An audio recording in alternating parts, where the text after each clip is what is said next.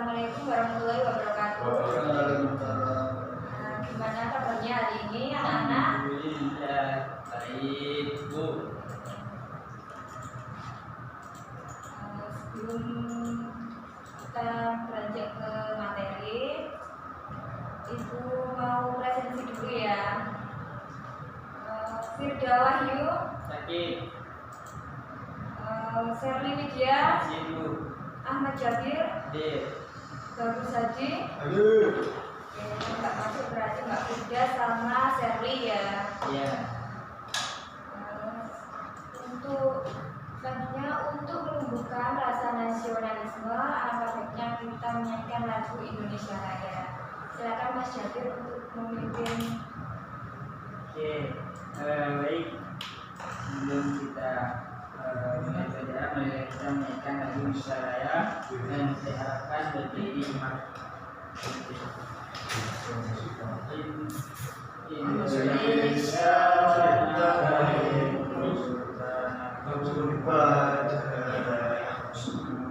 di sana aku berdiri dari pandu ibu Indonesia bangsaku bangsa dan tanah airku. Marilah kita bersatu Indonesia bersatu. Hiduplah tanahku, hiduplah negeriku, hiduplah ku semuanya. Bangsa silakan bangsa untuk Indonesia Raya. Indonesia merdeka, merdeka, tanahku, negeriku yang ku cinta. Indonesia merdeka, merdeka, hiduplah Indonesia Raya. Duduk kembali. Terima kasih Mas Jabir sudah memimpin teman-temannya untuk menyanyikan lagu Indonesia Raya. Di sini kita akan membahas materi tentang cerita rakyat. Jadi nanti dalam cerita rakyat itu kita akan membahas ada pengertian yang pertama, yang kedua ada cirinya, yang ketiga ada macam-macam, ada struktur, fungsi hingga unsurnya. Jadi pengertian cerita rakyat itu cerita yang terdahulu, cerita tentang masa lampau ya. Biasanya itu diwariskan dari generasi ke generasi. Dan cerita rakyat ini merupakan warisan budaya terdahulu yang disampaikan secara lisan, gitu ya. Pasti kalian sudah pernah dengarkan cerita rakyat. Mana Mas Jabir, Mas Bagus? Iya, Bu. Pasti di daerah kalian juga itu ada cerita-cerita rakyat dari sesepuh generasi terdahulu ya. Ya, cerita tentang ibu. Apa sih cerita rakyat yang kalian ketahui? Cerita legenda, Bu. Legenda apa itu Mas Bagus? Legenda seperti Surabaya. Kalau Mas Jabir? Seperti Meli Bunda.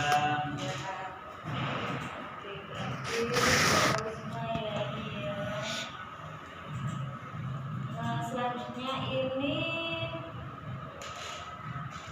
ada ciri-cirinya.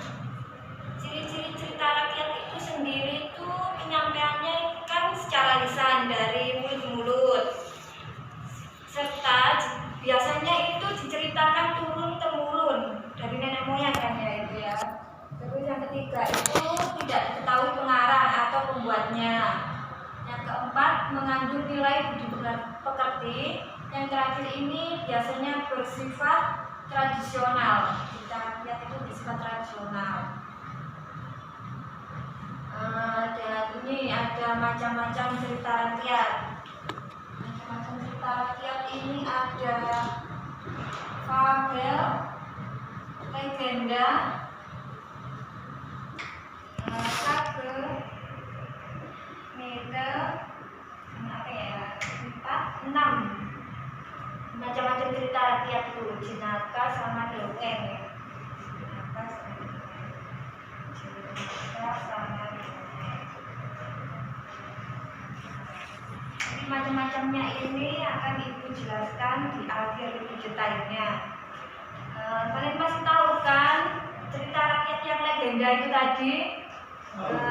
Ya itu kan tadi yang bilang Mas siapa ini, Mas Jabir paling undang tuh. Seperti itu judul-judulnya dari macam-macam cerita rakyat. Dan ini selanjutnya contoh dari cerita rakyat yang dari Jawa Timur. Apa saja Mas Bagus atau Mas Jabir, apakah bisa menjawab? Apa Bu? Yang dari Jawa Timur, cerita rakyat dari Jawa Timur. Oh baik, ya tadi Bu seperti ya itu misalnya Terusin Banyuwangi, ya itu banyak Bu, seperti cerita itu Surabaya Bu, itu. Kalau Mas Jabir mungkin yang dari Jawa Tengah atau Jawa Baratnya itu belum tahu Bu. Oke. Jadi contoh cerita rakyat itu yang pertama itu dari Jawa Timur itu biasanya ada itu keong arang, keong emas, sama ande-ande lumut. Kalian tahu kan itu cerita-ceritanya? Tahu Bu. Kalau cerita yang dari Jawa Tengah itu ada Jaka Tarub, Jaka Kendil, tuh. Terus yang dari Jawa Barat ada Sangkuriang, Roro Jonggrang, Lutung Kasarung, Kirangga Gading, gitu anak-anak. Nah ini selanjutnya ada struktur cerita. Struktur cerita ini ada orientase, ada orientasi. Ini setelah orientasi ini ada komunikasi, ada komunikasinya, komunikasi, resolusi, dan koda. Ini ada 4 struktur teks, cerita rakyat ya.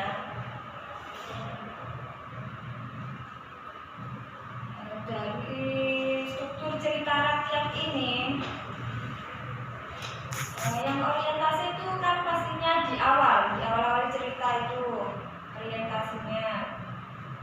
Yang kedua komunikasi itu biasanya itu kayak konsep-konsepnya, resolusinya itu penyelesaian konfliknya, koda itu akhiran, bisa juga berupa amanah.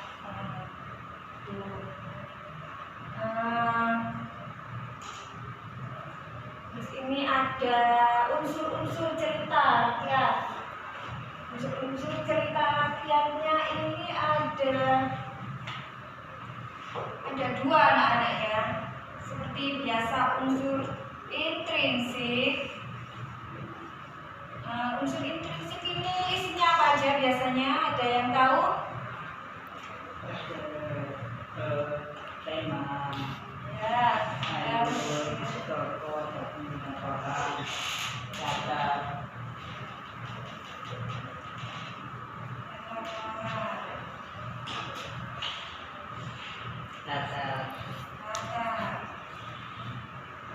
kata ya pastinya. Sedangkan yang ekstrinsik ini ada nilai moralnya, nilai sosial, nilai agama, dan budaya.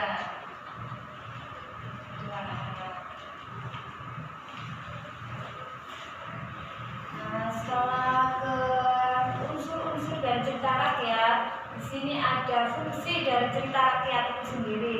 Yang pertama itu fasilitator pelatihan. Cerita rakyat itu dimaksudkan untuk menyampaikan pesan moral yang positif kepada anak-anak, pada pembacanya itu. Sedangkan selanjutnya itu yang kedua, fungsinya pelayanan hiburan. Cerita rakyat juga sebagai sarana hiburan dengan mendengar mendongeng atau membaca cerita rakyat. Yang ketiga ada mempertahankan nilai salam masyarakat. Itu biasanya untuk mendukung dalam masyarakat untuk pentingnya menjunjung tinggi nilai positif seperti kebaikan, kerukunan, keramahan. Itu ya anak-anak. Apakah ada yang ingin ditanyakan dari sini? Apakah kalian sudah paham semua? Gimana Mas Jabir? Mas Bagus? Maju dulu, yang dulu. Iya.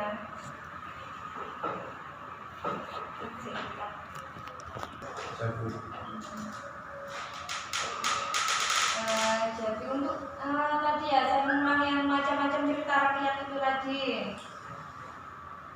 Pertama kan ada fabel. Fabel itu seperti fabel itu cerita yang dapat dipahami sebagai sebuah cerita rakyat tentang binatang yang berperan sebagai tokoh utamanya. Kalian tahu seperti apa fabel itu, cerita fabel? Lupa Bu. Binatang sebagai peran utamanya. Bu. Cerita fabel itu yang itu binatang sebagai peran utamanya. Binatang sebagai peran utamanya. Ya. Oh itu kayak yang di Indonesia zaman dulu. Ya. Ya. Tahu apa judul yang pernah dilihat? Oh saya tahu Bu kalau judulnya tahu. Jadi biasanya itu cerita fabel yang pernah kita tonton ya, pernah kita dengar. Itu seperti kancil. Cerita kancil itu sama itu singa rimba. Ya. Singa rimba itu ya. Ya Bu. Selanjutnya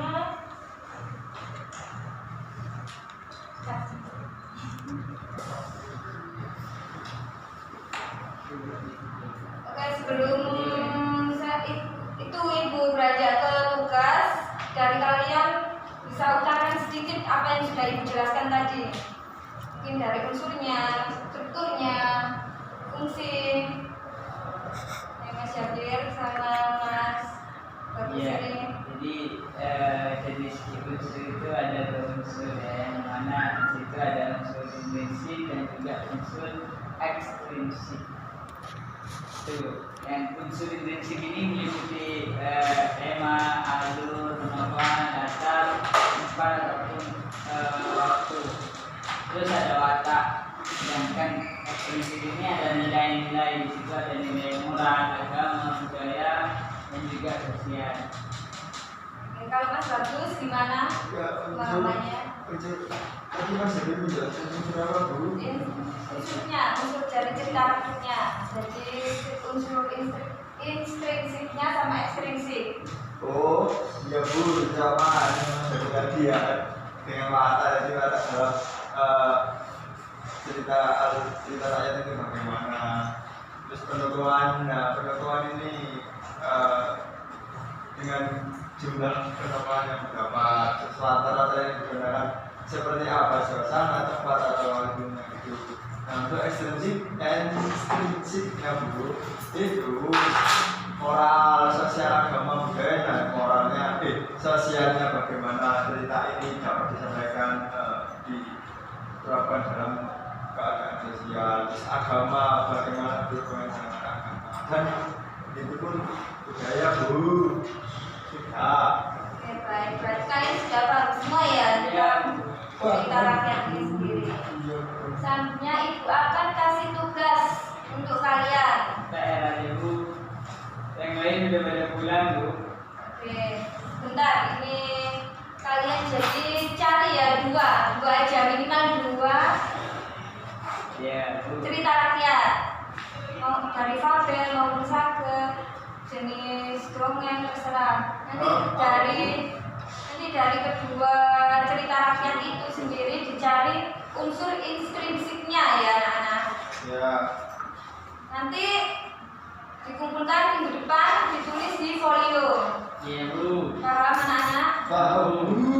Oke, silahkan dicatat dulu.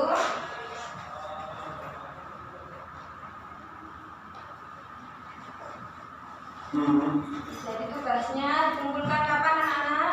Minggu depan.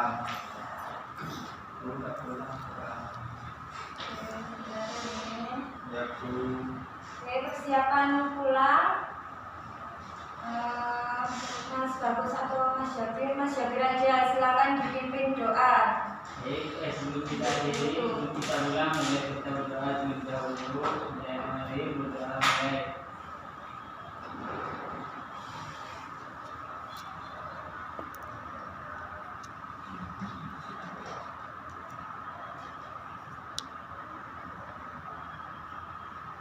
Berdoa selesai. Ya. Terima kasih anak-anak ya. Semoga materi yang sudah Ibu sampaikan bermanfaat untuk kalian semua nantinya. Dan jangan lupa belajar terus. Semangat belajarnya. Ibu akhiri. Wassalamualaikum warahmatullahi wabarakatuh. Waalaikumsalam warahmatullahi wabarakatuh.